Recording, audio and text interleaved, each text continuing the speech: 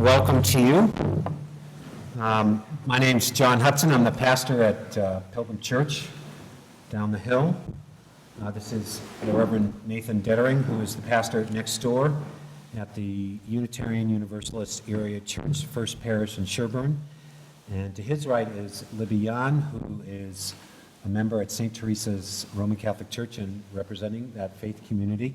Father Grimes, who's the pastor there, wanted to be here tonight, and he will probably be here, but a bit late. He's got another ecumenical commitment. A little introduction. A couple months ago, Shaheen Akhtar, who is to my left, I don't know if she emailed you first or me first, and kind of said, I'd love to come to your town and speak to folks about the Islamic faith, my experience as a Muslim and as an American, to raise awareness, to educate, to be in dialogue, and to connect as neighbors and as friends. We kind of jumped at the chance. I think the three of us, as folks from different faith traditions, come from traditions that have a deep respect for traditions other than our own. And I think we hope that the people that we serve and the wider community can approach different faith traditions with what I'd call holy curiosity. Does that make sense to everybody?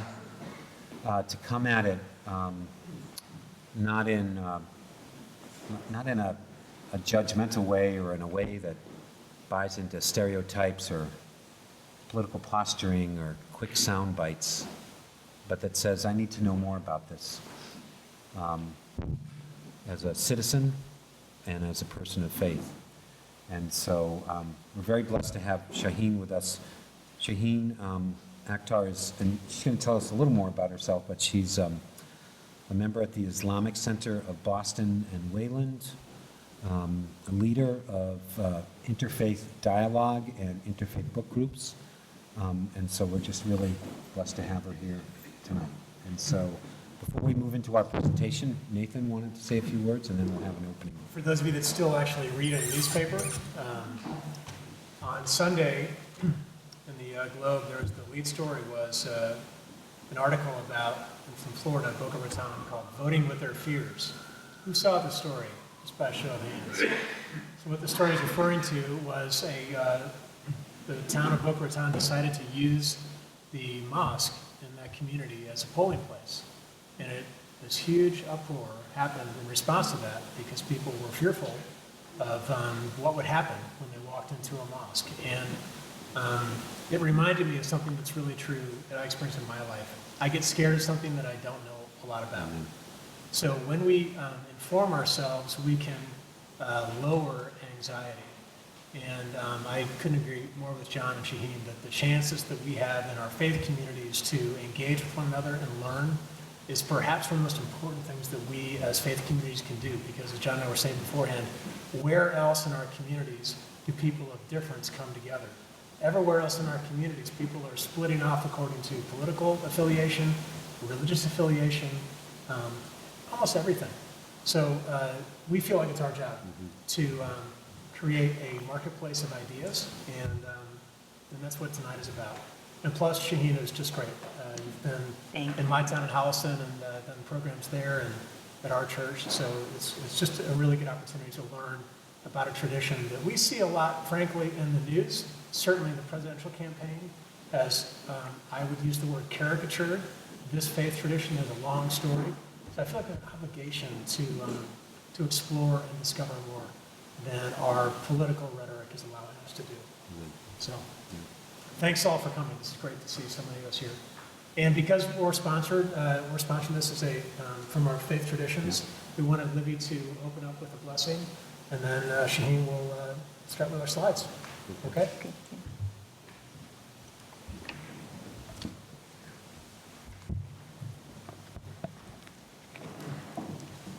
Good evening.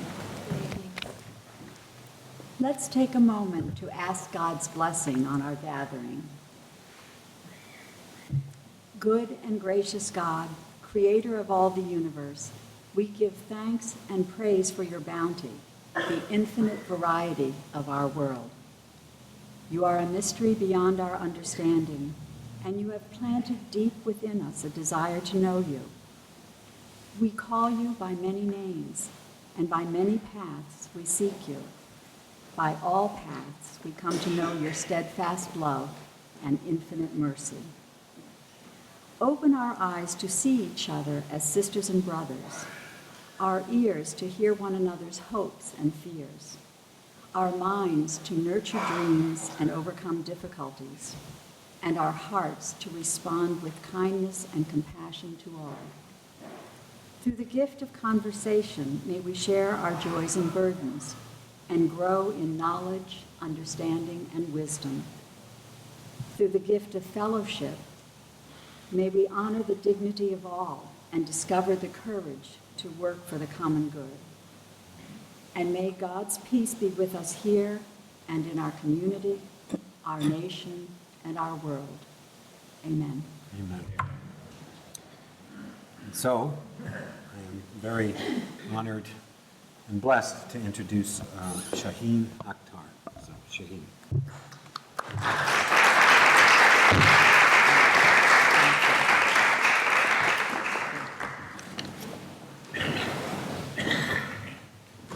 Thank you, Pastor Hudson and Reverend Dietering, Reverend Grimes, and Libby. We are so touched by your tremendous graciousness. And thank you all for being here. A warm welcome to you all.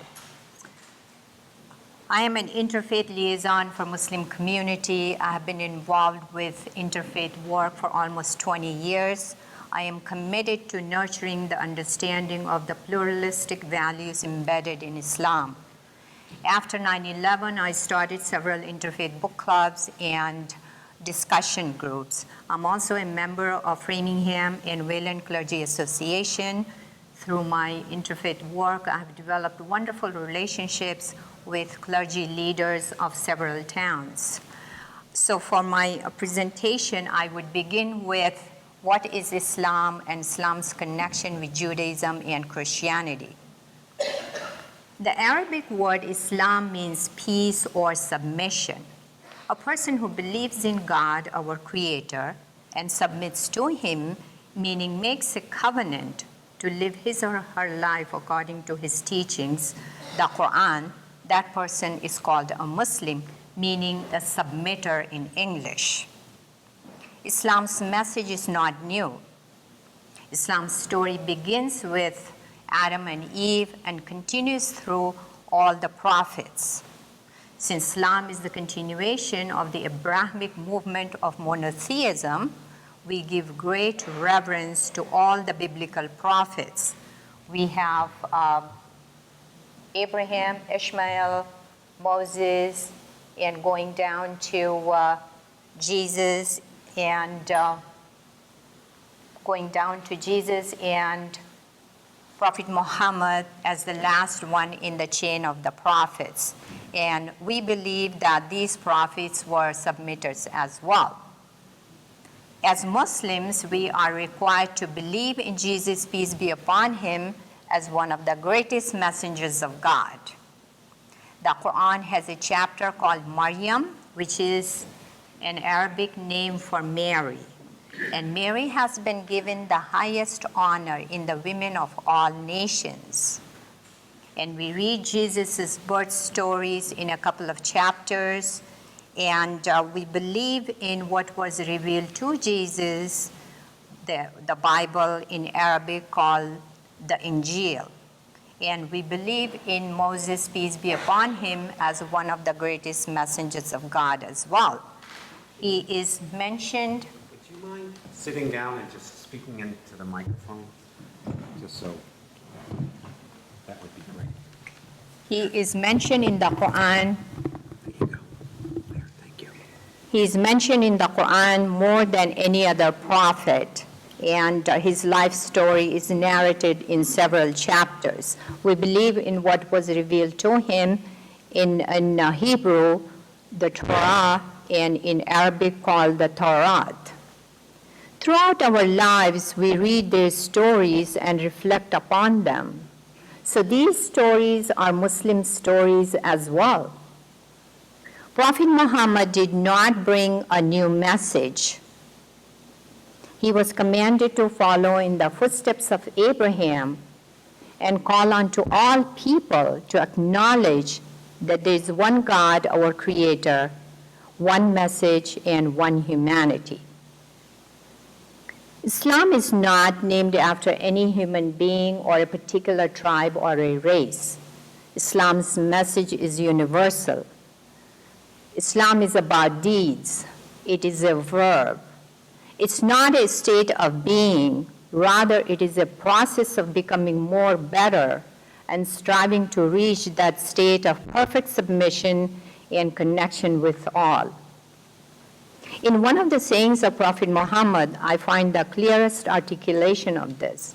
Once he was returning home from a battle, and he told his companions that we are returning home from a lesser jihad to a greater jihad, which is an inner struggle to be a better person and to be merciful to others. Unfortunately, the concept of jihad has been grossly misunderstood by some non-Muslims and by some Muslims as well. We, as the followers of all the prophets and Prophet Muhammad, need to be nothing but merciful to others. Compassion represents the true spirit of Islam. If I cannot soften my heart for the other, if I cannot embrace our common humanity, if I cannot acknowledge the otherness of the other, if I cannot respect the sanctity of every human life, then I need to reflect and ask myself, am I worthy of the designation a Muslim? Am I worthy of the designation a Muslim? Islam is about transcending all the differences. The Quran clearly says, there shall be no compulsion in religion. It calls on humanity to come to common terms and strive together as in a race to do good. The essence of Islam is to avoid all extremes. We are supposed to be the religion of the middle path. Islam is not a hodgepodge of cultural and political ideologies, the dividing theologies that Quran warns against. It is a simple message of peacefulness, ethical behavior, submission to our Creator, and serving His creation. Prophet Muhammad brought a profound message of peace and social justice. Now let's look at who was Prophet Muhammad and his connection with Abraham and how the primary sacred sites of Islam tie into the biblical account. To understand Prophet Muhammad's family lineage and his mission, we need to go back to our patriarch Abraham, who plays a significant role in the development of Islam. And in fact, without Abraham, there would be no Islam. This is where it all began, the Valley of Baqa, which is the ancient name for the city of Makkah, Saudi Arabia. This valley is mentioned in the Psalms 84, verses 4 to 6, and the Quran, chapter 3, 96 and 97. This house of worship is called the Kaaba. We believe that this sanctuary had originally been built by Abraham and his son Ishmael. The Kaaba is the center of the Islamic world. For us, it has the historical primacy over all the other houses of worship because of its connection with Abraham. And it is incumbent upon every Muslim once in their lifetime, if they have good health and financial resources, to make pilgrimage to this sanctuary. So every year, more than 3 million Muslims from every corner of the globe gather there to commemorate Abraham and his family's unwavering submission to our Creator. It is like going back to our roots where it all began and to reaffirm our faith that there is no God but God, our Creator. This is the same place where baby Ishmael and Hagar were left by Abraham when Sarah banished them. This was a barren land without any water. This is the same place where baby Ishmael starts crying with thirst, and Mother Hagar starts running in search for water, and a spring emerges. This is the same spring which Genesis makes reference to, by which Hagar stopped by, known as Beer Lahai, meaning well of the living one who sees me, Genesis 21:19 to 22. This is the same well we call in Arabic the well of Zamzam, meaning the well of abundance, which is still flowing even after 4,000 years and supplying water to all the pilgrims and the city of Mecca. And pilgrims bring back bottles of Zamzam water for their families and friends. And this is my bottle of Zamzam water.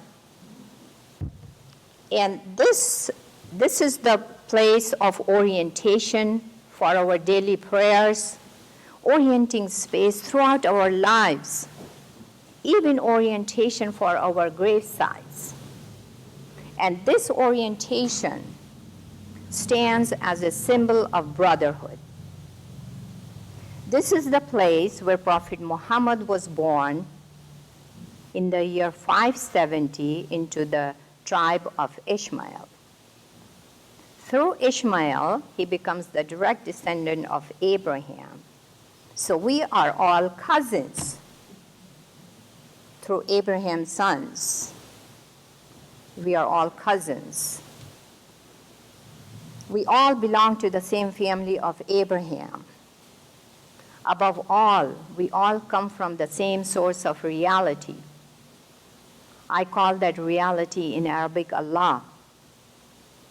And my Jewish friends call that reality Elohim in Hebrew. Allah is not a different God as some people believe. The Quran refers to Jews and Christians as the people of the book.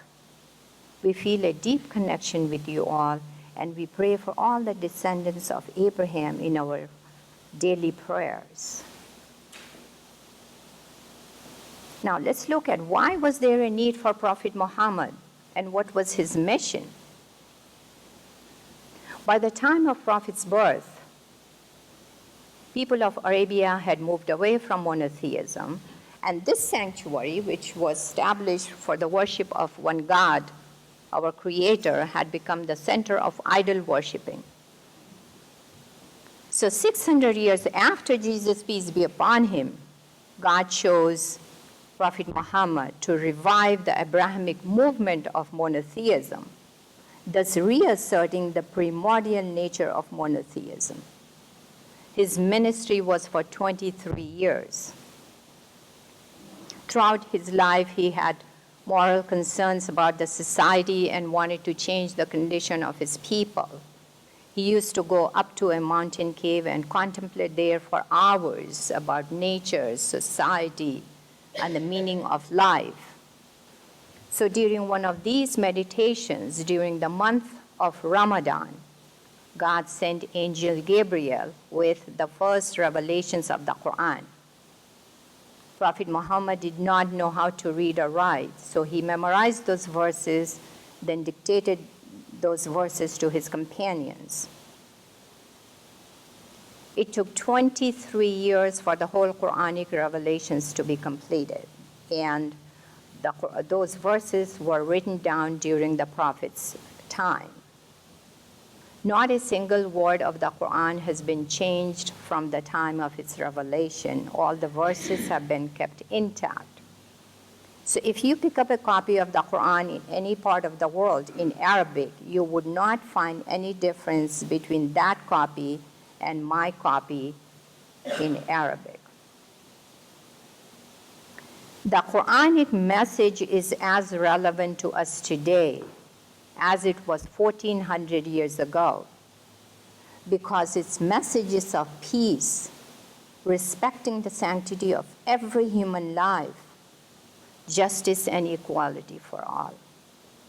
The American values that we all cherish, service, charity, and tolerance, and American ideals of liberty, democracy, and freedom of religion are the same principles taught by the Quran to uphold. I do not find any contradiction between the Quranic teachings, the heart and soul of my faith, and the U.S. Constitution, the heart of our nation. I am proud to be an American and proud to be a Muslim. I don't find any conflict between these two identities.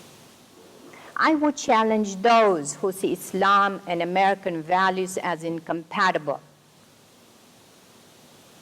There is a long history of dehumanizing Muslims. Some call it a clash of civilizations, but it is actually a clash of ignorance. Back in the 7th century, the Quran introduced the concept that individuals have inalienable rights. Justice was at the core of its message. It was grounded in protecting the poor. It was calling for people to reason, reflect, and ponder. And the Quran stood against all forms of racial discrimination. The Quran was asserting equal rights on the basis of equality of every human being. Prophet Muhammad nominated a freed slave as the first scholar to prayer and honored him as one of his distinguished companions. Contrast this with Martin Luther King Jr.'s struggles and the race relations in our country today. And at a time when women were considered property of men, the Quran gave them rights to own property. And the Quran put an end to female infanticide. It posed the question, when a girl child that was buried alive is made to ask for what crime she had been slain. The Quran was countering tribal fights and calling for unity. The Quran was calling pagans to reason and reflect and acknowledge that there is no God but God, our Creator. But this call to reason did not go well with the pagans, and the prophet was faced with an enormous opposition. So God commanded him to move to the city of Medina. So this migration was a turning point in the Islamic history, and the Islamic New Year begins with this migration when Muslims achieved freedom of religion. Here in Medina, the Prophet established the first Islamic state. The first Islamic state. He dictated a constitution in which Muslims, Jews, pagan Arabs, and all the other tribes entered into a social contract which became known as the Constitution of Medina, which granted equal rights, freedom of religion, peace and justice for all. And this is the first written constitution of human history, and the first constitution of democracy in the constitutional rule. And this happened in 622. And this constitution stands as a symbol of pluralism in Islam. Because of these peaceful teachings, by the time of Prophet's death, all the people of Arabia had moved away from idol worshipping and had come into the fold of Islam. When the Prophet returned to Mecca, the city of his birthplace, from where he was persecuted, he entered with humility and without any bloodshed, and forgave all his enemies. And when some Muslims were feeling overwhelmed with the victory and wanted to take revenge, he reminded them that we are coming home from a lesser jihad to a greater jihad, which is to be merciful to others. And he cleansed this sanctuary from all the idols and rededicated it for the worship of one God and established Islam forever. The Quran says, if you kill one person, it is as if you have killed all of humanity. And if you save one person, it is as if you have saved all of humanity. The Quran allows fighting only in self-defense. You cannot even destroy any crop, harm women and children, or destroy any houses of worship. Furthermore, the Quran says you cannot inflict more damage than the enemy has inflicted upon you. But if you are patient, that would be better for you. Contrast this with ISIS's ideology. ISIS is antithetical to Islam. It's about politics and power. ISIS has declared war on Prophet Muhammad's covenant with the monks of Mount Sinai in 628. This covenant commands all Muslims to protect Christians and their houses of worship. This covenant guarantees unconditional protection for all people. If we disobey, then we would spoil God's covenant. We would spoil God's covenant. This is how serious it is. And Prophet Muhammad also said, human life is more sacred than the sacred house, the Kaaba. This is the Grand Mosque of Paris. I was there last August. This mosque has a profound history of Muslims saving Jews during Holocaust. This mosque was used as a secret refuge to hide Jews. And the imam, the mosque leader, issued fake birth certificates to protect Jews. This mosque was founded in 1926 after World War I by the French government as a token of gratitude to Muslims. More than 100,000 Muslims died fighting against Germany. A Muslim American Marine wrote a testimony to his fallen Marine brothers when there were 4 Marines and they were killed in Chattanooga, Tennessee by a disturbed Muslim man with depression. He wrote in Associated Press, when I told my parents about this, that I wanted to enlist, and they fully supported it because they knew Prophet Muhammad's commandment to all Muslims. Loyalty to your country of residence is part of your faith. Loyalty to your country of residence is part of your faith. He further wrote that I don't see any Islamic act in these killings. No difference exists between the Chattanooga terrorist, the terrorist Dylann Roof, who allegedly killed 9 innocent Black Americans in Charleston, or James Holmes, the terrorist convicted of killing 12 innocent people in a Colorado theater. Adam Lanza killed 26 children in Sandy Hook Elementary School. The list goes on. Let us not forget those who were killed just because they looked like Muslims. A white supremacist shot 6 worshipers in Wisconsin's Sikh temple. Friends, terrorism has no religion. Terrorism has no religion.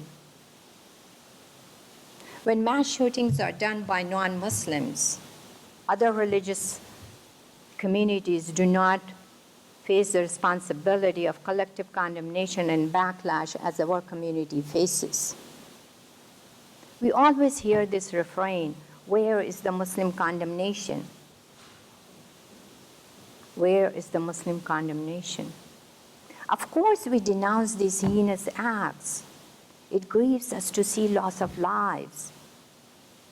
But somehow this all gets linked to Islam as if Islam is inherently a violent religion.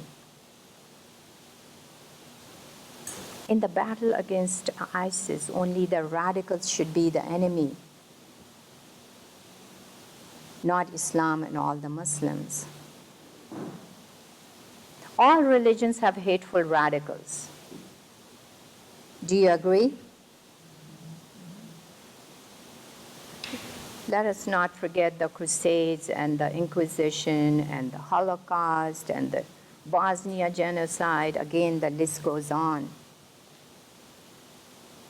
Unfortunately, our mainstream media and some politicians paint a distorted picture of Islam. Repeated over and over again, these dangerous narratives can harbor hatred and polarize our nation, which we are seeing now. Friends, we need to reject the politics of fear. We cannot let anti-Muslim backlash expand. We have a moral imperative to defend our children and youth from these erroneous judgments. We need to work together and share positive stories that highlight our common humanity. After the Chattanooga shooting, Muslims and the local community worked together. And the result of working together is this beautiful plaque outside a memorial for the 5 fallen service members, which testify to how the city responded. We did not riot, we prayed. We did not lash out at easy targets for revenge. Instead, we invited each other into our lives, homes, and places of worship. Islam as a tradition is meant for all places and times, a faith that has sustained billions of followers for more than 1,000 years and contributed enormously to human civilization. Today, there are Muslim communities on every continent, not on Antarctica, I assume. And world's Muslim population is over 1.7 billion. According to Pew Research, Islam is the fastest growing religion, and by 2050, Muslim population is going to reach around 3 billion.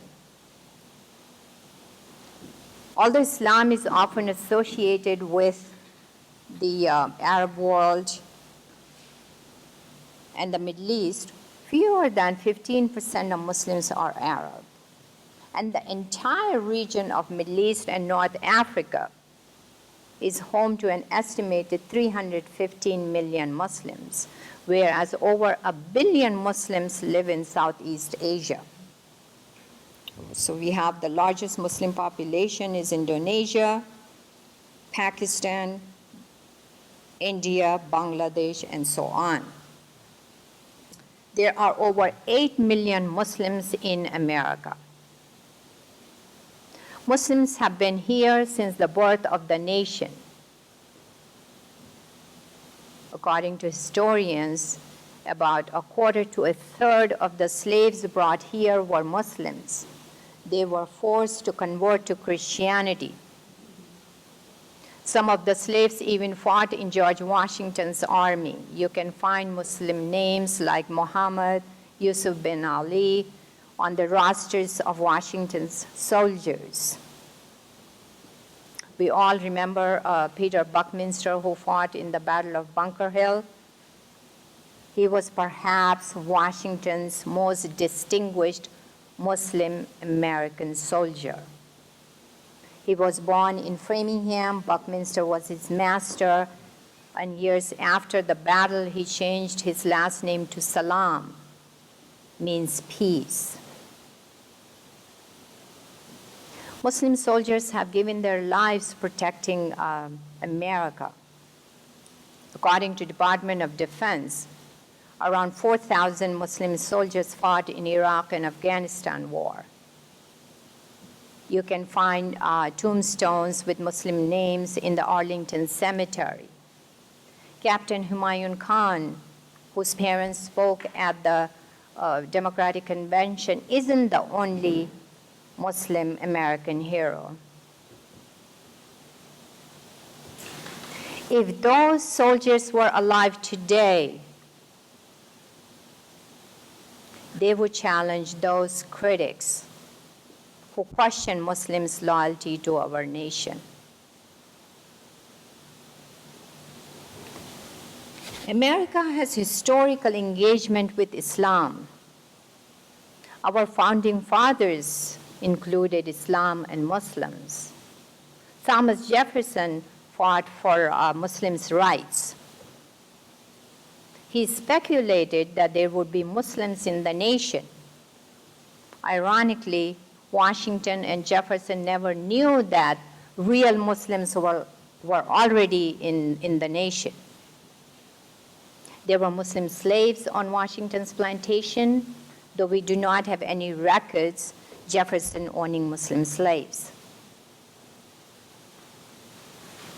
Jefferson had heard about European prejudices against Islam, but he looked beyond those prejudices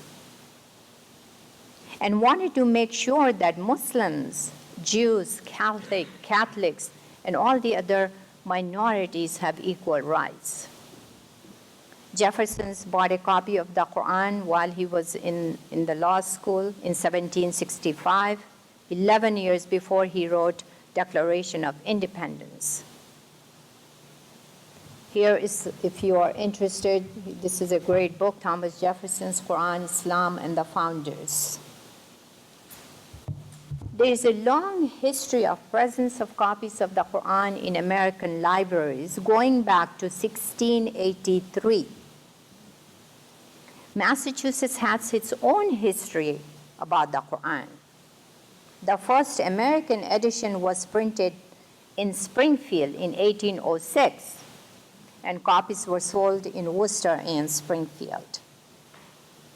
John Adams, who helped to create the Massachusetts Constitution, owned a copy of the Quran, which is kept in the Boston Public Library under rare manuscripts. I took a picture from Adams' copy.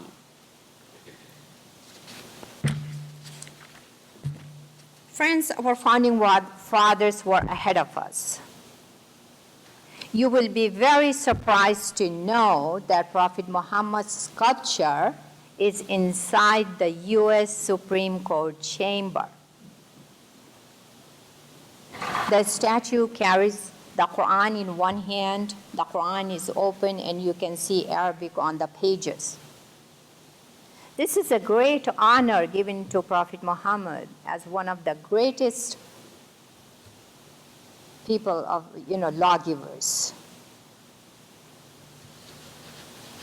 At this critical time, when Islamophobia is at its peak, it is necessary to recognize this inclusion as a symbol of the positive relationship our founding fathers had with Islam.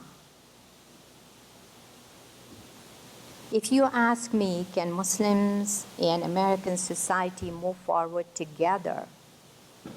I would say, yes, we can. Yes, we can. Unfortunately, it has been a very difficult road making any gains toward inclusion. We can do it by following our founding fathers' examples. As George Washington said, to bigotry, no sanction. To bigotry, no sanction. And by affirming our common humanity. The Quran says, humanity is not but a single nation.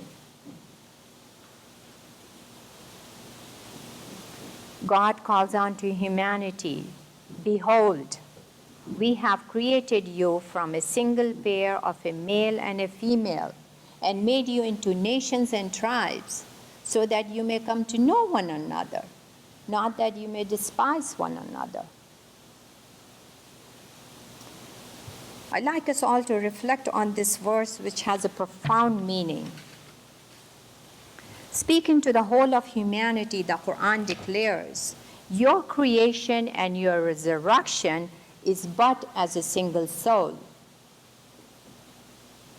The divide we have, us and them, the boundaries separating us from others, the boundaries we have are transparent in the light of the intrinsic nature of oneness of humanity. And this unity of humanity is itself a reflection of the oneness of God, which is the doctrine of our faith. No God but God, our Creator. And the message is to serve humanity with mercy, compassion, and forgiveness.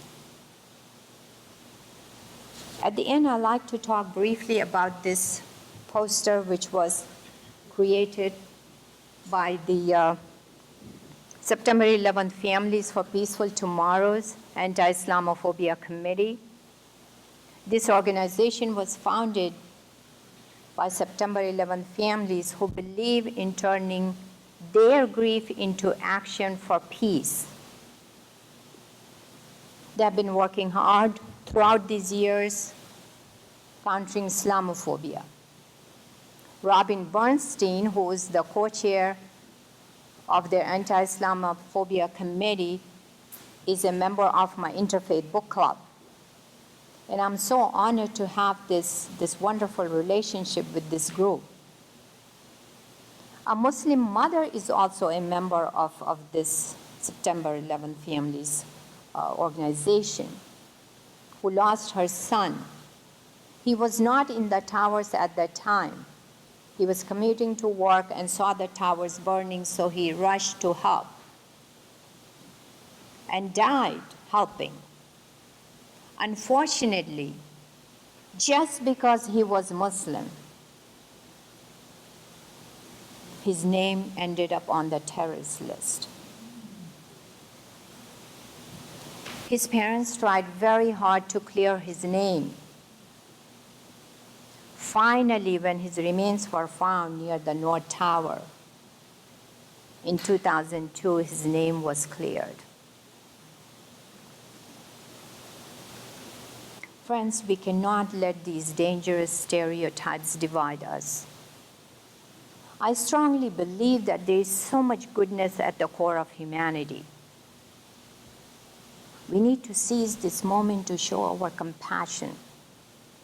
Moderate voices from every religion need to be heard. We can only bridge this divide when we recognize that there is no them. There's only us. Because God has sanctified all of our lives. It is imperative that all people begin to assert this universal truth. Together, we can turn the tide toward unity and peace. Peace be with you all.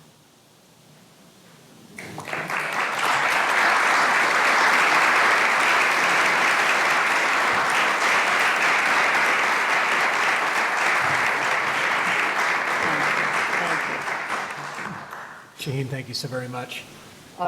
We're going to have I just want to like to share some resources. absolutely. So before we start Q&A, I'd like to share a couple of resources which would help you to understand the scope of Islamophobia in our country.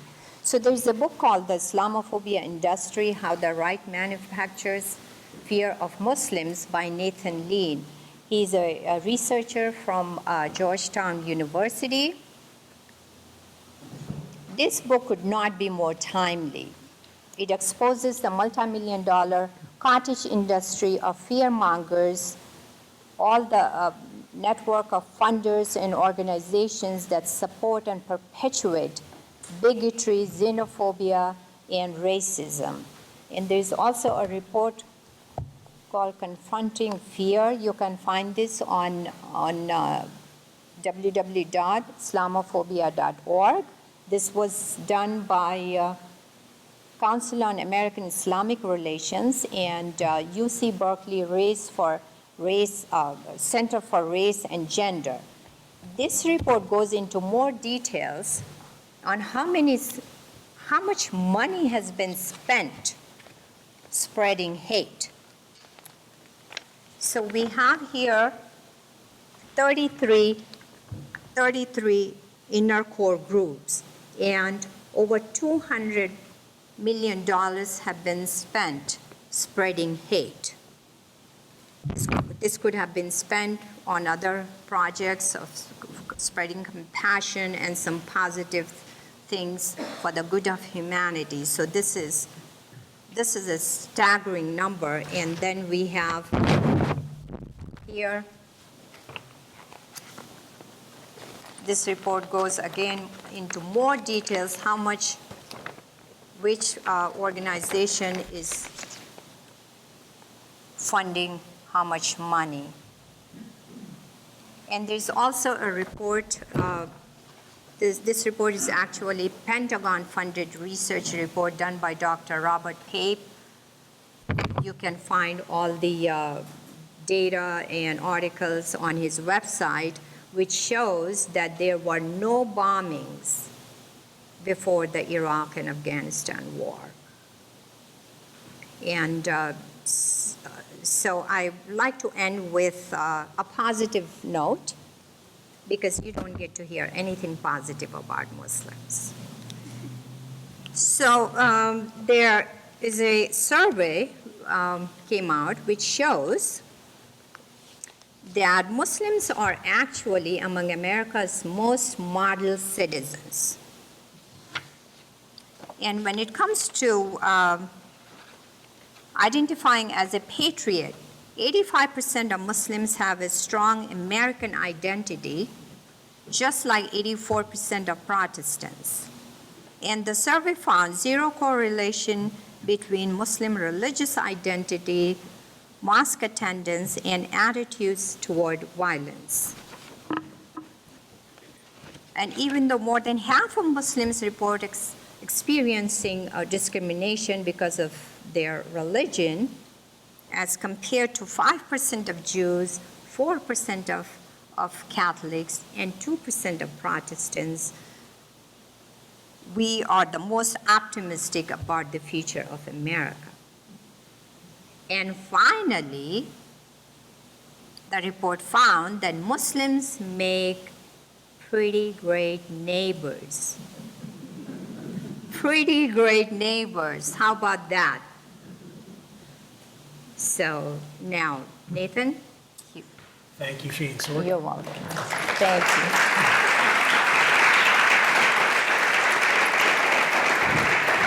Thank you.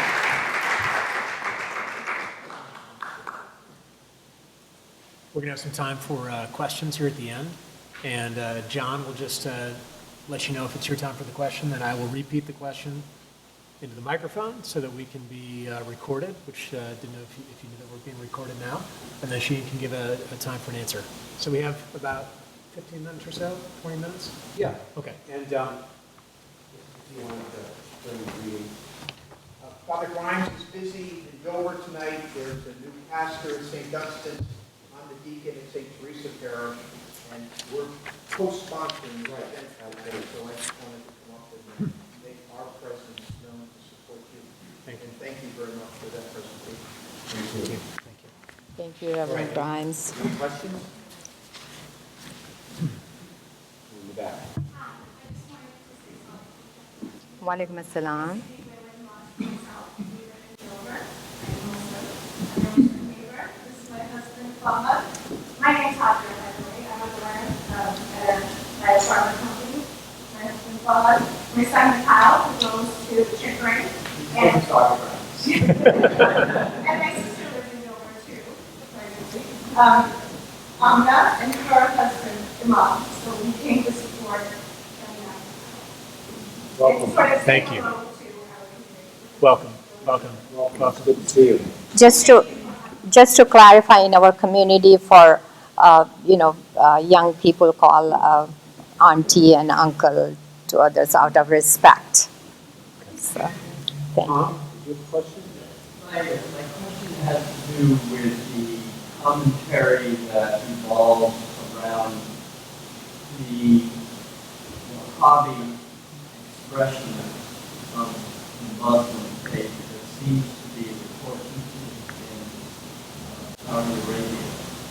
And could you comment on that? Yes. So let me just repeat the question, Shaheen. So the question is about Wahhabism in Saudi Arabia, and to comment on basically where that strain of Islam comes from. Yes, Tom?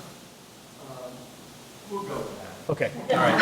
Fair Okay. enough. I'll do my best. Okay, and I'll do my best too. So Saudi Arabia does not speak for over 1.6 billion Muslims, and they have totally some strange ideas, like women cannot drive, and there's nowhere in the Quran it's written that women cannot drive. So. It's not there? So they have these strange rules which do not apply to other people at all. So I would not go by what they are doing. They have their interpretation, and their population is only like 30 million of them. And I understand that they have money, but still, they're over 1.6 billion Muslims, and so they and we should not be judged, all the Muslims, by their they do not speak for us, and that's. Do you want to comment on what the word means, Sean? What The Wahhabism. Yeah, Wahhabism, yeah. Actually, I think it's maybe there was some gentleman or who started. I mean, it's really, you can just, I mean, I don't know exactly, but so that shows how important it is to us.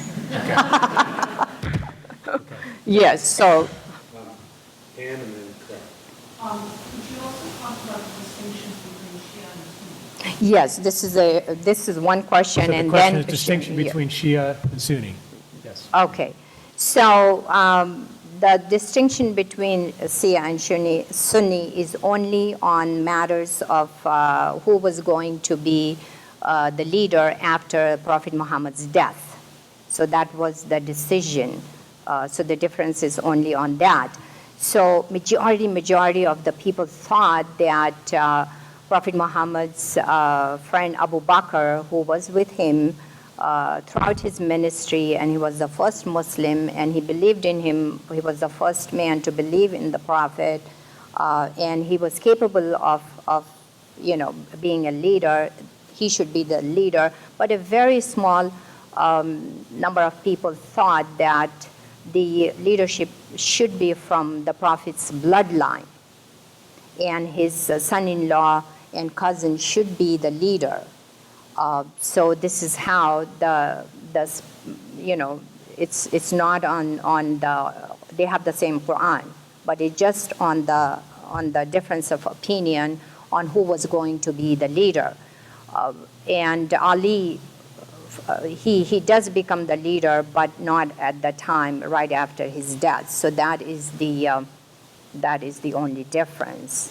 And just, again, the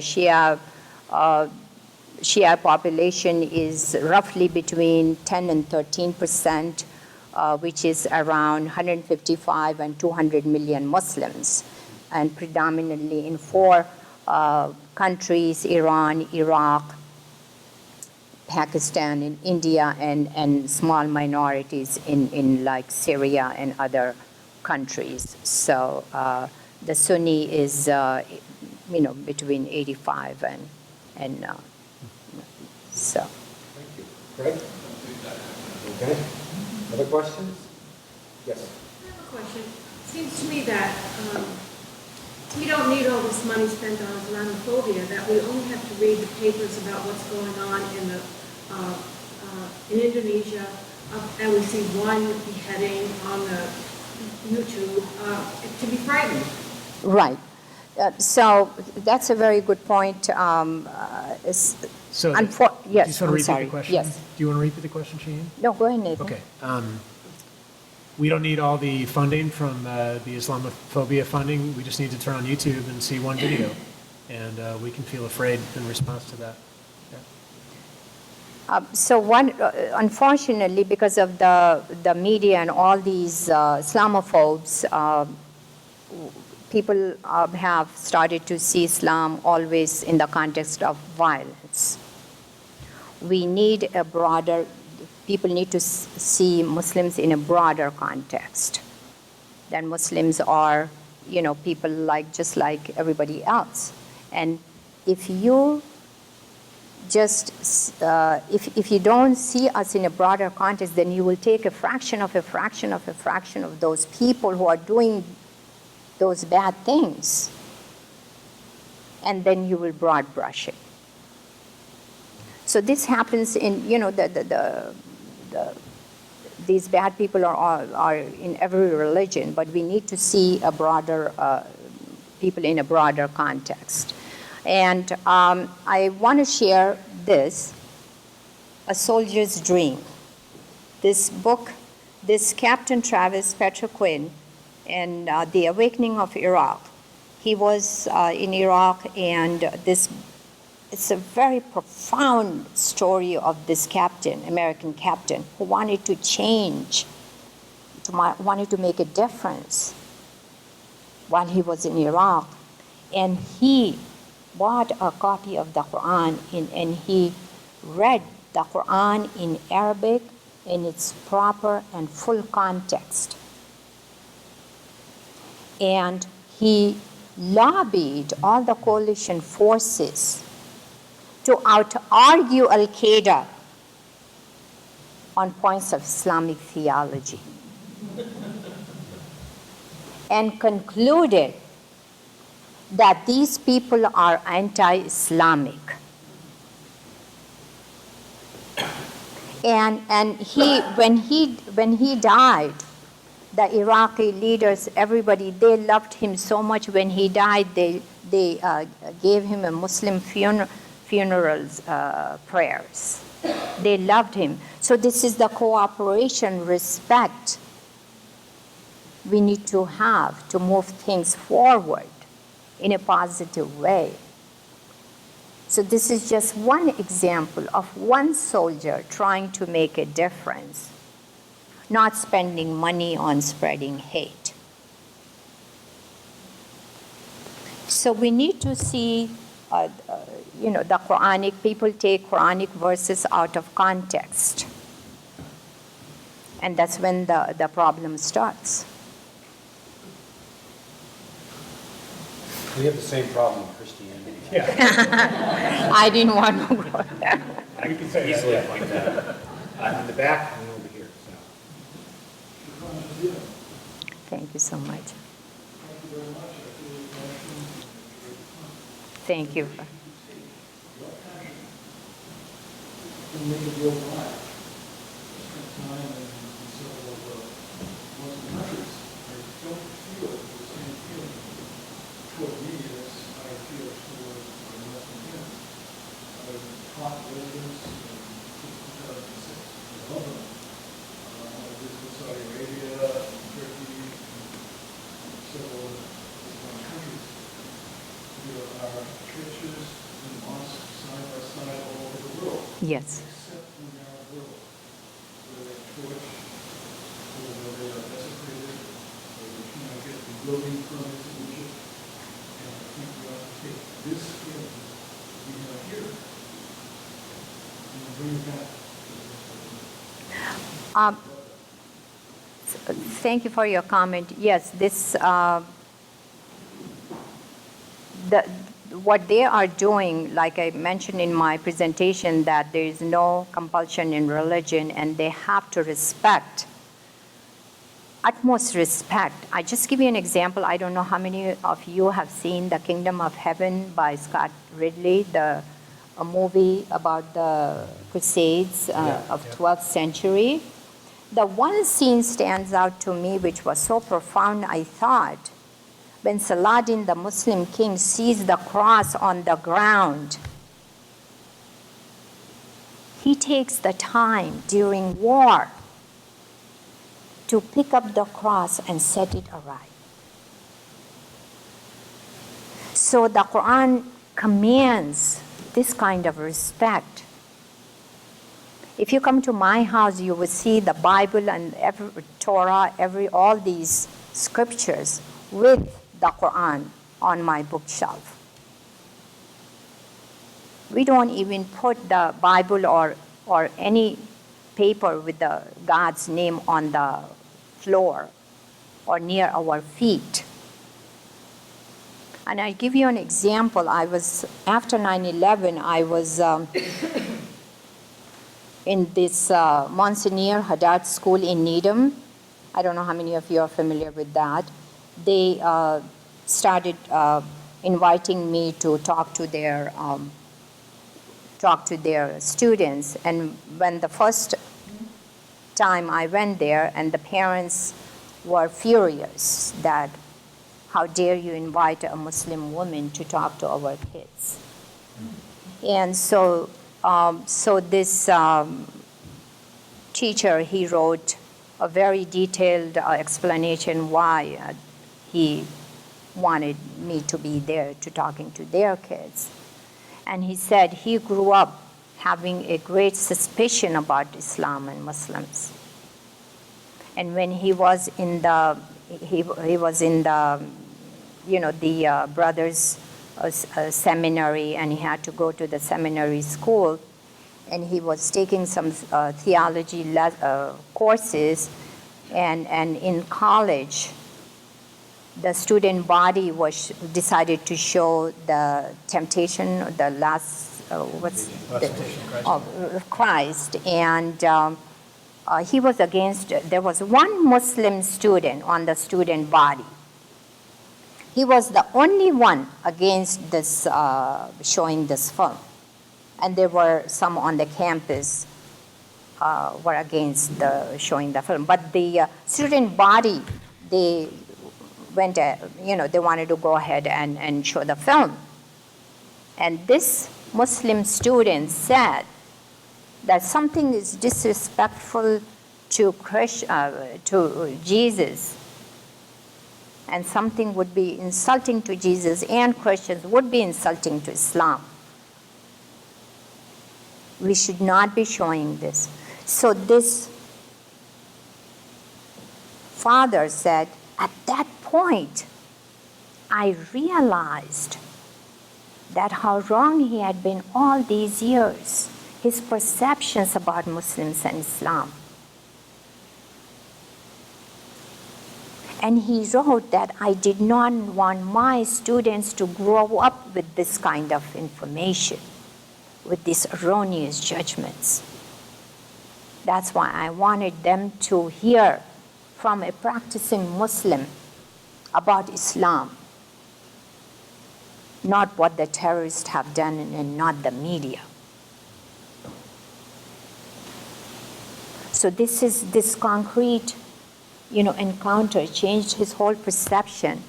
So I'm so happy and thank you all for coming and listening to me.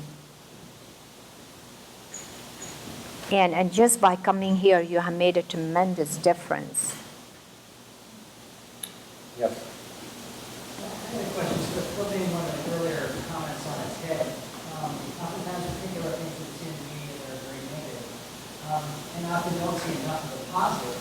I'm guessing there's probably millions of examples that Muslim organizations, Islamic organizations have done across the world. Is there a place that we might find, or would you be able to relate some small number of examples of things that are just great stories about human beings helping human beings, but Islamic or Muslim people helping them? Right. Whatever way, whatever context. So Right. John's question was, are there places that we can go media-wise, John, kind of Media, or even just here in this forum? here in this forum to learn more about the positive impact that Islam has?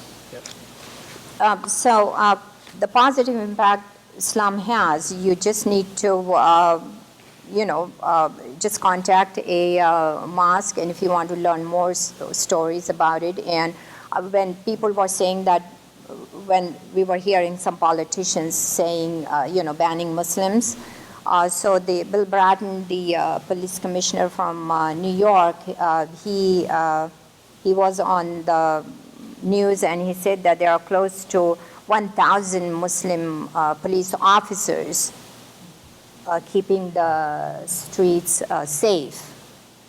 And also when the Orlando shooting happened, guess who ran to the trauma center? A Muslim doctor. At 2:15, his alarm went off. He heads the trauma center of the Orlando Regional Medical Center. He is the son of an immigrant parent. And when we saw this in Paris, when the Jewish market was attacked, a Muslim keeper, the shelf keeper working in the market, he was the one. He ran and he was guiding the people from where to get out. And he drew the sketch of the whole, facility for the police, so police could go in and kill those terrorists. And President Hollande invited him and gave him the highest medal honor and said, here's my my favorite Frenchman. And there is a book, An Accidental Hero. So there are many, how many did you hear about that when they were showing the Paris, the market? No. And that's kind of why I asked the question. Right. I know there's got to be fantastic stories. Right, and again, what we are seeing is that when we are hearing these horrendous attacks, there are always Muslims helping. And when this at the concert hall, Li Barakalan, the concert hall, the Dead Beetle and I forget the name of that group was there, and he wrote, on some interview he said that he blamed Islam for what happened. So there were many Muslim fans in the concert hall. So one of the fans, he wrote an open letter saying that you are forgetting that there was a Muslim fan who was helping, and he went and opened the door when the fire was there for people to get out. He saved our lives. And we don't hear about that. There are many stories. These are just few. And I think we all probably feel that and believe that. And shake our heads. Right, and that's a very good question. That's why I wanted to share that plaque I just showed. And there's a Georgetown University report came out titled When Islamophobia Becomes Violent, the 2016 US presidential election. They found that 9 out of 10 these stories the major US news give, they portray Islam in context of violence.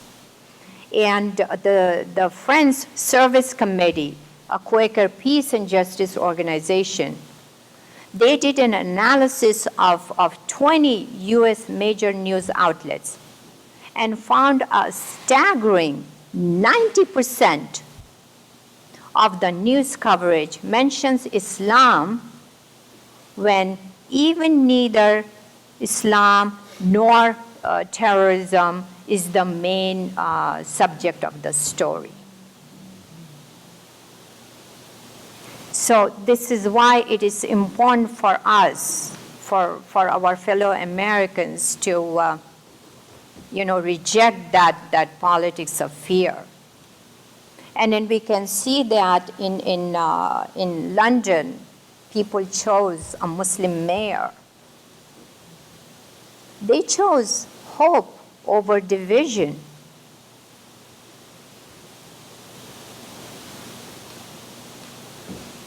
So So I think we'll take one more question. You guys want to put the point on? you too.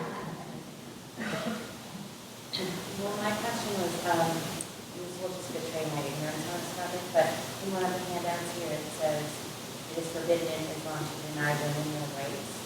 And I'm wondering if that means that when Islamic women do wear hijab, that's a choice that all women make.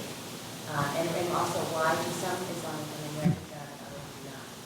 That's a. So the question is about women, the hijab, and the denial of women's rights, and it's against Islamic law to do that. So what is there a difference between those who wear that item of clothing and those who don't? Right. So first I want to just give you a little bit historical background to it. So the wearing hijab is mentioned in the Quran out of modesty. The Quran says that believing men and believing women should lower their gaze and should have modesty. So this tradition is manifested in all the Abrahamic traditions. We see in Jewish tradition women wearing, and the best example of a woman wearing hijab is of Mary, who is a symbol of, such wisdom and courage. So for Muslim women, I don't wear hijab, and it is a big, big challenge in this country. Because, here we say, all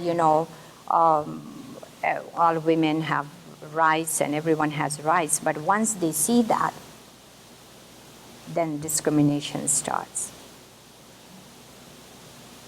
So, but I really, really admire women who have this courage to practice this. For them, this is a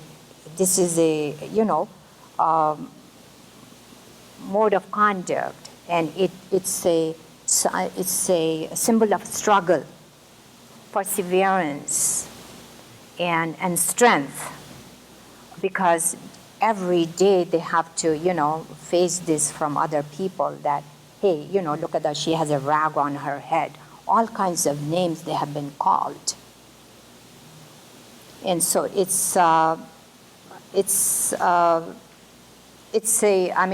the Quran, but people women choose not to, or it's like any other thing. Like my niece wears hijab, but my sister doesn't, and she's the mother. So and we are seeing that young people, they are, growing up here, born and brought up here. They feel that they can handle the, pressure and be strong. So we are seeing that. I'm coming from, different country. I'm carrying already a baggage. And so we have so much it is a very, it takes a lot of courage to do that. And so that's, it's a beautiful thing. And modesty is one of the characteristics of Islam. And we saw what happened in Paris, all the burkini controversy, right? And so it's what's wrong. Some women want to be modest. So there was like banning burkini. So I read a funny take on this burkini on one of the bloggers, and he said, why ban burkinis? Ban all the men in suits, because they are not harming me or anyone else, but the men in suits, they have ruined my 401k. So it's just. So we want to honor everyone's time. Oh, yes. So first of all, we want to thank you, Shaheen, for just coming and sharing honestly from your heart your experience as a Muslim and as an American, and as one of our neighbors here in Metro West. And so, Libby? Oh my gosh.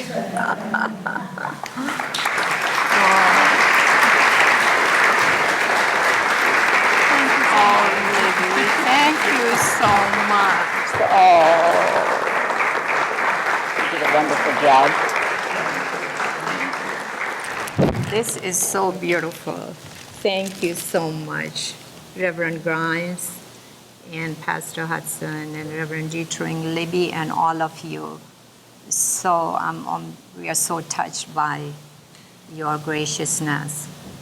And so I'm going to end with a prayer. Yes. John and they asked me to do a prayer.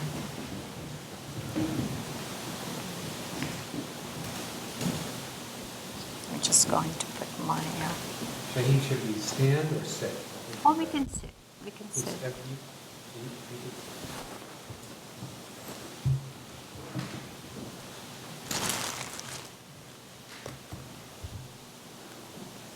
In the name of Almighty God, the most gracious, the most merciful, among his signs is the creation of the heavens and the earth, variations of languages and colors. Verily, in these are signs for those who understand. O God, free us from arrogance, hatred, and racism, and endow us with the sense of respect for the diversity of your creation. You are the Creator, the most generous. Make us amongst those who remind the world that mercy, compassion, and forgiveness do exist. You are the most merciful. Grant justice and ease to all those who are held down. Peace and stability to those in conflict. You are the source of peace, and from you comes peace. You are the As-Salam. Help us to strengthen our bond as one big human family, to live with peace and justice for all. Peace be with you all. Assalamu alaikum. Thank you.